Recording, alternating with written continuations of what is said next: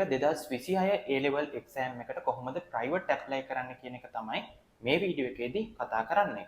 ඔයාලා තාමත් අපේ YouTube channel එක subscribe කරලා නැත්නම් දැන්ම subscribe කරලා bell icon එක click කරන්න. ඒ වගේම මතක ඇතුව අපේ WhatsApp channel එක Telegram channel එක subscribe කරලා තියාගන්න. අපි දාන හැම update එකක්ම ඔයාලට එතකොට දාපු ගාම දැනගන්න පුළුවන්. අපි යමු වීඩියෝ එකට.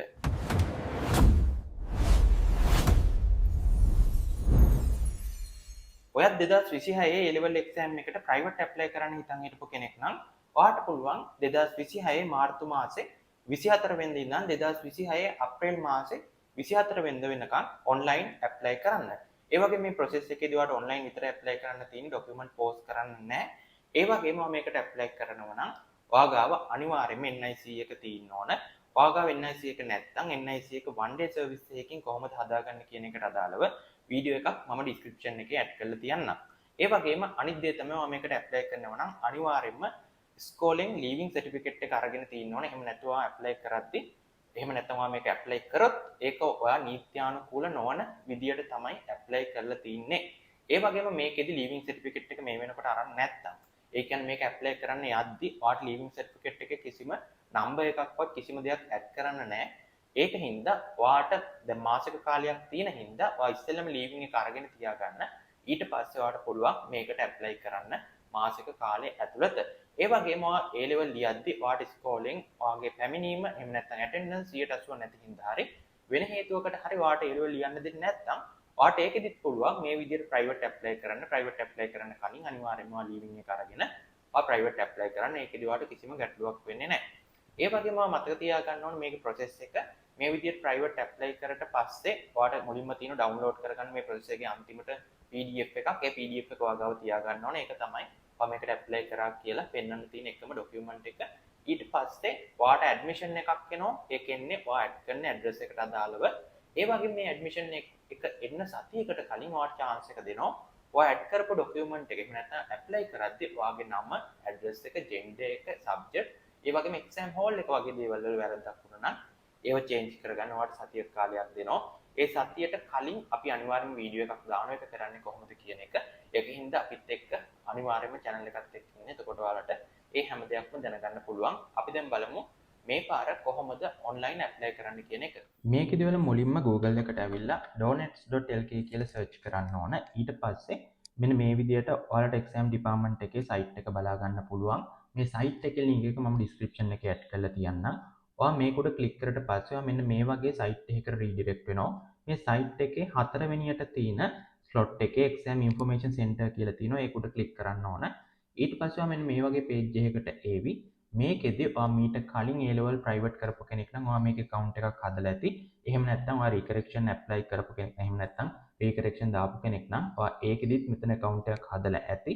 ඒකෙදි ඔයා account එකක් හදලා තියෙනම් ඔයා NIC number එක ගැහුවට පස්සේ මෙතන ඔයාට OTP එකක් add කරන්න එවි. ඒක add කළා ඔයාට log වෙන්න පුළුවන්. එහෙම නැත්නම් ඔයාට account එකක් හදපු කෙනෙක් නෙමෙයි නම් ඔයාට මේකේ register වෙන්න ඕන. ඒකෙදි ඔයාට මෙතන යට බලා ගන්න පුළුවන් registration කියලා tick එකක් තියෙනවා. මෙතන මුලින්ම ඔයාගේ නම දාන්න ඕන. ඊට පස්සේ මේකේ national ID number එක දාන්න ඕන.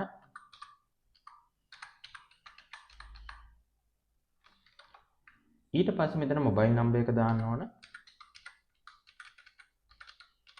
ඊට පස්සේ email address එක add කරන්න ඕන. ඊට පස්සේ මේකට agree කියලා දාලා register now කියන බටන් එක උඩ click කරන්න ඕන. ඊට පස්සේ ඔයාට OTP එකක් එවි. OTP එක මෙතන ගහලා ඔයාට පුළුවන් මේකේ register වෙන්න. ඊට පස්සේ ඔයාට මේක active account දුන්නම account එකට log වෙනවා. එහෙම නැත්නම් ඔයා මේ වෙනකොටත් account එකක් හදපු කෙනෙක් නම් ඔයාට පුළුවන් මේ විදියට NIC number එක ගහලා log වෙන්න මෙතන OTP එක දීලා.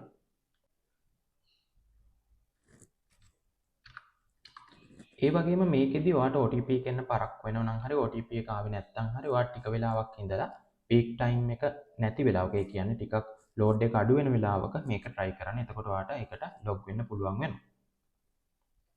මේ විදිහට අපි system එකට log වුණාට පස්සේ ඔයාට මෙතන බලා ගන්න පුළුවන් GCE A level examination 2026 කියලා තියෙනවා. ඒ වගේම private registration කියලා තියෙනවා. ඒ කියන්නේ අපිට private applicant කෙනෙක් විදිහට විතරයි මේක register වෙන්න පුළුවන් වෙන්නේ. ඒ කියන්නේ ඔයා ඉස්කෝලේ මේ වෙනකොට ඉගෙන ගන්න කෙනෙක් නම් අනිවාර්යයෙන්ම leaving එක අරගෙන තමයි ඔයා මේකට apply කරන්න ඕනේ. එහෙම නැත්නම් ඔයා නීත්‍යානුකූල වැරද්දක් තමයි කරන්නේ. ඊට පස්සේ මෙතන instruction කියලා එකක් තියෙනවා. ඒකට click කරන්න ඕන. මෙතන ඔයාලා ડોකියුමන්ට් ටිකක් බලා ගන්න පුළුවන්. මම කියපු කරුණම තමයි ඒවෙ තියෙන්නේ. ඊට පස්සේ මෙතන next කියන බටන් එක උඩ ක්ලික් කරන්න. ඊට පස්සේ ඔයා මෙන්න මේ විදිහට ෆෝම් එකක් fill කරන්න තියෙන ඉන්ටර්ෆේස් එකකට log වෙවි. මේකෙදි ඔයාගේ mobile number එකත් ඒ වගේම NIC number එකත් auto fill වෙලා ඇවිල්ලා ඇති ඔයාලට බලා ගන්න පුළුවන්.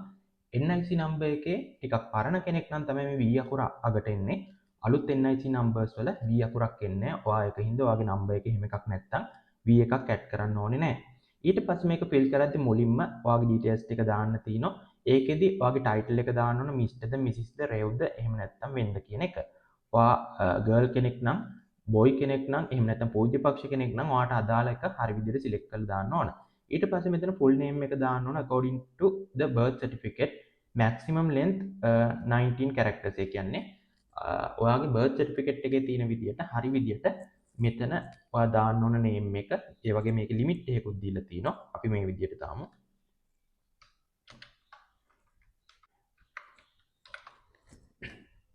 ඊට පස්සේ ඔයාලගේ NIC number එක auto fill වෙලා තියෙනවා. ඔයා මෙතන birthday එක දාන්න ඕන ඔයාගේ.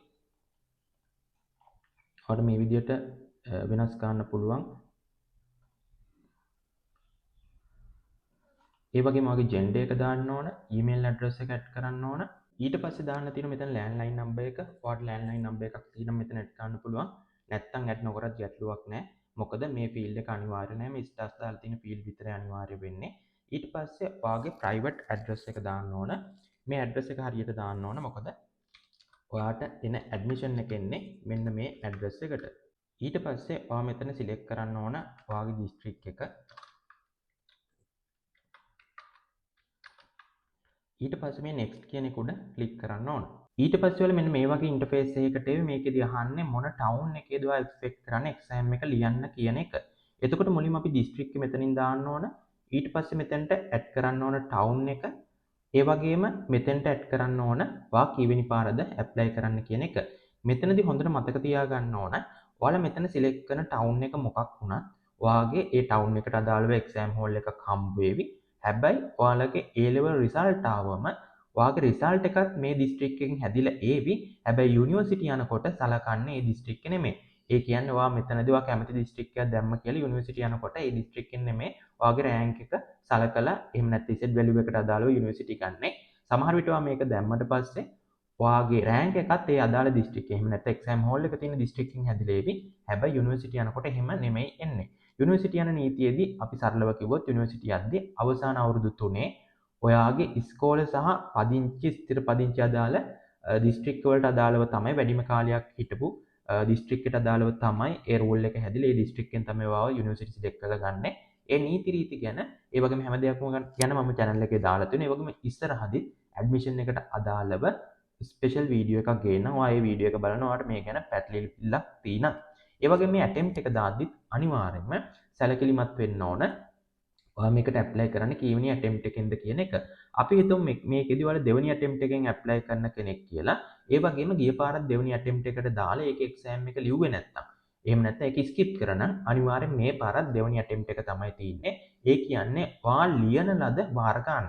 ඒ කියන්නේ ඔයා එකම එක exam paper එකකට හරි ලියලා තියෙනවා මේ attempt එක ඉවරයි. එතකොට ඒ attempt එකට පස්සේ තමයි මේ attempt එක හම්බ වෙන්නේ. ඔයා එකක් ලියලා නැත්නම් එකයි. ඔයා දෙකක් ලියලා තියෙනම් දෙකයි, තුනක් ලියලා තියෙනම් තුනයි. එතකොට ඔයා 4 5 6 ඕන ගානක් ඔයා ලියන්න පුළුවන්. හැබැයි යුනිවර්සිටි එකකට ගනිද්දි ගවර්න්මන්ට් යුනිවර්සිටි වල ගන්න මේ ෆස්ට් choice තුනෙන් විතරයි. ඒ වගේම ෆෝර්ත් choice එක වගේ ඕපන් යුනිවර්සිටි එකේ වගේ ගන්න සමහර කෝසස් වලට යරුනම ගොඩක් වෙලාවට මේ ෆස්ට් choice තුනෙන් තමයි ගවර්න්මන්ට් යුනිවර්සිටි එකකට ගන්නෙ. ඔයා ගිය පාර ස්කිප් කරපු කෙනෙක් නම් ඒ පාරම තමයි මේ පාරත් වෙන්නේ. ඒ කියන්නේ ගිය පාර ස්කිප් කරේ දෙවෙනි choice එක නම් මේ පාරත් ඔයා ලියන්නේ දෙවෙනි choice එක. ඒක මැද අවුරුදු කීයක් තිබ්බත් ගැටලුවක් නැහැ. මේ රූල්ස් ගැන ඊළඟට දාන වීඩියෝ එක අනිවාර්යෙන් බලන්න. ඔයාලට ගැටලුවක් තියෙනවා. ඊට පස්සේ මෙතන ඔයාට ස්පෙෂල් এডুকেෂන් ඒ කියන්නේ මොන හරි ස්පෙෂල් අවස්ථාවක් තියෙනවද කියන එක. ඒ කියන්නේ එක්සෑම් හෝල් එකේදී සමහර වෙලාවට ඔයාට රෝද පුටුවක් වගේ ඕනද? එහෙම නැත්නම් ඔයාට අතින් ලියන්න බැරි නම් වෙන කෙනෙක් ලියන මේක රෙකෝඩ් කරන මේ වගේ ඔප්ෂන්ස් තියෙනවා. ඒකින්ද එහෙම අවශ්‍යතාවයක් තියෙනවා. අනිවාර්යයෙන් මෙතන yes දාලා ඔයා මෙතන මෙන්ෂන් කරන්න ඕන ඔයාගේ මොකද්ද තියෙන ගැටලුව. ඒ වගේම මොකද්ද ඒකට අදාළ තොරතුරු මේ විදිහට හරියට දාන්න ඕන. මම කොමන්ලි no කියන එක දාලා මෙතන ඊළඟ ස්ටෙප් එකට යනවා. ඊට පස්සේ මෙතන අහනවා add medium information. එහෙම නැත්නම් ඔයා A level කරන සබ්ජෙක්ට් වලට අදාළව තොරතුරු තමයි මෙතන ඇඩ් කරන්න ඕන. ඒ වගේම preferred language medium එකේ කියන මූලික භාෂාව විදියට අපි මෙතන සිංහල දානවා. ඊට පස්සේ ඔයාලට subject wise medium එක වෙනස් කරන්න පුළුවන්. subject දාද්දි අනිවාර්යෙන්ම ඔයා හරි විදියට අදාළ subject එක select කරලා දාන්න. මොකද ඔයා මේ විදියට වරද්දලා දැම්මොත් ඒ paper එක තමයි ඔයාට හම්බ වෙන්නේ. ඒ වුණාට ඔයාට පස්සේදී ඒක change කරගන්න පුළුවන්. සතියකට කලින් ඒ ගැන මම videos දානවා. ඒකින්ද ඔයා ඒ ගැනත් අපේ channel එක subscribe කරලා තියාගන්න. මේ subject දාද්දි maths combined maths කියලා subject එක ළඟ එක නම තියෙනවා. ඒකින්ද හරියට search කරලා select කරලා ඒක හරියට හදාගෙන මේකට apply කරන්න.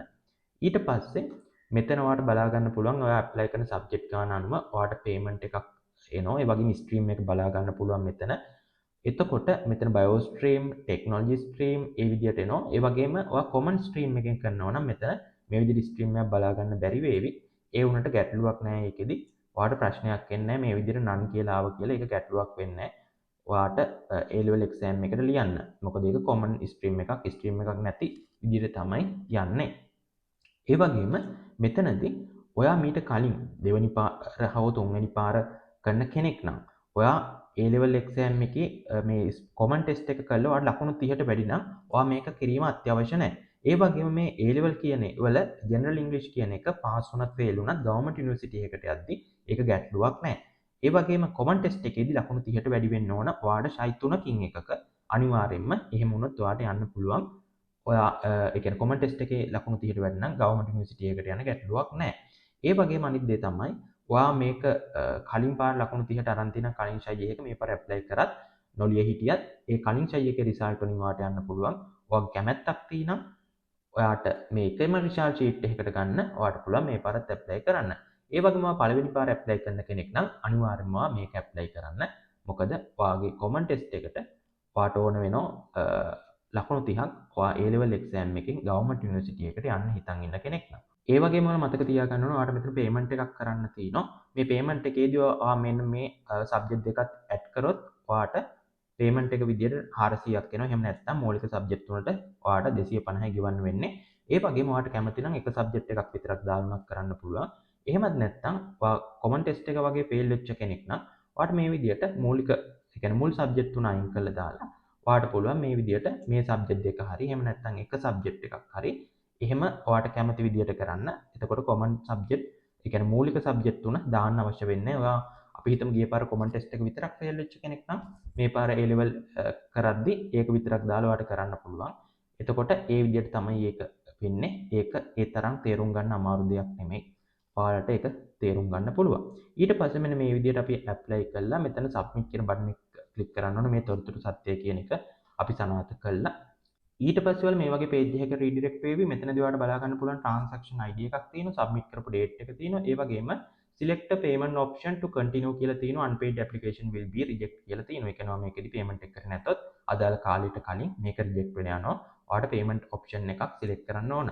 read the exam application summary and if you want to change any subject applied by you, click on the reset the exam application button.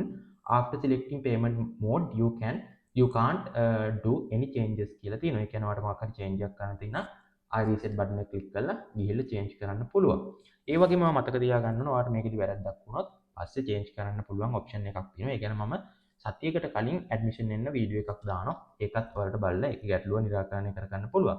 ඊට පස්සේ මෙතෙන්ට ඇවිල්ලා අපේ තොරතුරු ටික මුලින්ම හරිද කියලා බලන්න ඕන ඔක්කොම stream subject වල medium ඔක්කොම හරිද කියලා බලන්න ඕන. ඊට පස්සේ ඔයාලට option දෙකක් තියෙනවා. ඔයාලට මෙතන බලා ගන්න පුළුවන් pending කියලා තියෙන තාම අපි payment එක කරේ නැති හින්දා. පළවෙනි option එක තමයි ඔයාලට පුළුවන් credit card එකෙන් ගෙවන්න. එහෙම නැත්නම් debit card එකකින් ගෙවන්න. ඒ වගේම අනිත් option එක තමයි ඔයාලට පුළුවන් මේ විදියට මෙන්න මේ ref number එක අරගෙන ගිහිල්ලා post office එකට ගිහිල්ලා මේ detail එක දීලා ඊට පස්සේ ඔයාට ඒකේ payment එක කළා ඊට පස්සේ ඔයාට පුළුවන් ඒකේ application form එක download කරගන්න. එතකොට ඔයාට බලා ගන්න පුළුවන් මෙන්න මේ විදියට එයාලා instruction එකකුත් දීලා තිනවා. මෙන්න මේ විදියට ගිහිල්ලා ඔයාට පුළුවන් payment එක කළා මේ විදියට ඒ payment එක දාලා phone එකට එන link එක උඩ click කළා හරි එහෙම නැත්නම් site එකට ගිහිල්ලා හරි ඒ payment එක කරන්න. ඔයා මේකෙදි payment එක credit card එකෙන් pay කරනවා නම් ඔයාලට මෙන්න මේ විදියට credit card option එක උඩ click කරලා පස්සේ මෙන්න මේ විදියට credit card එකෙන් pay කරන පෝටල් එකක් ඔයාලට ඕපන් වෙවි. ඊට පස්සේ අපි මෙතන ඇඩ් කරන්න ඕන අපේ කාඩ් නම්බර්ස් ටික. ඊට පස්සේ මෙතන ඔයාලට ඇඩ් කරන්න තියෙනවා month එක, ඒ වගේම year එක. ඔයාලට කාඩ් එකේ මේක බලා ගන්න පුළුවන්. කොහොමද මේක ඇඩ් කරන්න කියන එක මේ විදිහට බලා ගන්න පුළුවන් ඒ ඩීටේල්ස් ටික. ඊට පස්සේ name එක දාන්න ඕන. ඊට පස්සේ security code එක ඔයාලට කාඩ් එක පිටිපස්සේ තියෙනවා, ඒක බලා ගන්න පුළුවන්. ඊට පස්සේ මෙතන pay now කියන එක ක්ලික් කරන්න ඕන. ඊට පස්සේ ඔයාලට OTP එකක් ඇවිල්ලා ඇති ඔයාගේ ෆෝන් එකට. හැබැයි ඔයාගේ නෙමෙයි නම් කාඩ් එක, ඒ කාඩ් එක අයිති කෙනාගේ ෆෝන් එකට තමයි මේ OTP එක එන්නේ. ඊට පස්සේ මේ OTP එක දාලා මේක කන්ෆර්ම් කරලා පස්සේ අපිට පුළුවන් බලා ගන්න මේ විදියට අපේ පේමන්ට් එක වෙලා තිනවා. ඔයාට ඒවි පේමන්ට් එක සක්සස් වුණා කියලා මැසේජ් එකක් මෙන්න මේ විදියට. ඊට පස්සේ මේක ඕකේ දෙන්න. ඊට පස්සේ මෙන්න මෙතන download A level exam application කියලා බටන් එකක් තියෙනවා. ඒක උඩ ක්ලික් කරන්න. ඊට පස්සේ ඔයාගේ application එකට දාපු receipt එක. එහෙම නැත්නම් ඔයා මේ payment එක කරා කියලා පෙන්වන්න තියෙන එකම document එක මේක. මේ document එක ඔයාට මේ විදිහට load වෙනවා. මේක අනිවාර්යෙන් මෙතනින් download කරලා print කරලා තියාගන්න. print නොකරත් කමක් නැහැ. ඔයා ගාව නැති නොකර තියාගන්න. එතකොට මෙන්න මේ විදිහට ඔයාගේ payment එක complete කරන්න පුළුවන් අපේ A level private applicant කෙනෙක් විදියට. මෙන්න මේ විදියට තමයි 2026 A level exam එකට private apply කරන්නේ. ඔයාලටත් මේ application process එකේදී මොකක් හරි ගැටලුවක් ආවොත් අනිවාර්යෙන් comment section එකේ comment එකක් දාන්න. ඒ වගේම මතක ඇතුව අපේ WhatsApp channel එකත් ඒ වගේම Telegram channel එකත් subscribe කරලා join වෙලා ඉන්න. අපි දාන හැම වීඩියෝ එකක්ම හැම update එකක්ම ඔයාලට දැනගන්න පුළුවන්. අපි අලුත් වීඩියෝ එකකදී හම්බෙමු. Thank you.